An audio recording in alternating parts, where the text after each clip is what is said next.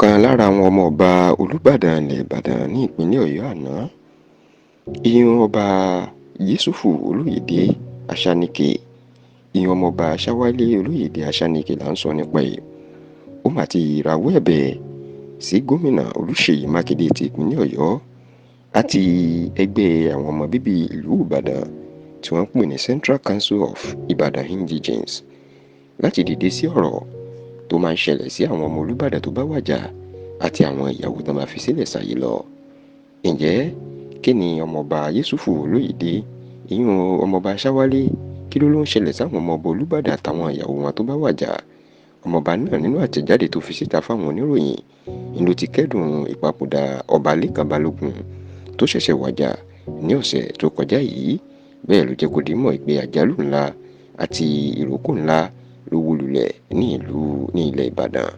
Ọmọọba ṣáwálé wá jẹ́ kó di mọ̀ wípé àṣà burúkú kan wà ní ilẹ̀ ìbàdàn. Ó ní kété táwọn olùbàdàn bá ti wàjà, ó ní gbogbo àwọn ọmọ àtàwọn ìyàwó wọn níṣẹ́ náà máa ń lù wọ́n náà máa ń pa wọ́n tì tí kì í ṣẹ́ni tó tiẹ̀ ń wẹ̀yìn wọn wò tàbí béèrè wọn gẹ́gẹ́ báwọn ìlú míì nílẹ̀ yorùbá ṣe máa ń ṣe. Ó ní bolúbàdàn kan bá ti wàjà báyìí ní kété ni wọ́n á ti pa àwọn ọmọ àtàwọn ẹbí àti ìyàwó ẹ̀ tì.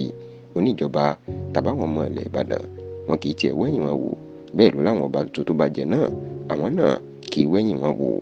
Ó wá bẹ̀ gómìnà ṣèyí mákindé àti ẹgbẹ́ àwọn ọmọ bíbí ilẹ̀ ìbàdàn yẹn CCII ìpè ká jọ̀wọ́ ká dìde sí àṣà yìí nítorí kì í ṣe àṣà tó dára àti tó bójúmu, tó sì ní bí wọn bá fi lè ṣe eléyìí yóò tún mú ìrẹ́pọ̀ bá gbogbo àwọn ọmọ ọba àtàwọn ìyàwó olùbàdàn tó ti lọ àtàwọn ẹ̀ tó wà lórí ìtẹ́, tó sì ní eléyìí yóò máa mú ìdàgbàsókè bá ìlú ìbàdàn nítorí pé òǹkálukú yóò máa fi ìfẹ́ bára wọn lò.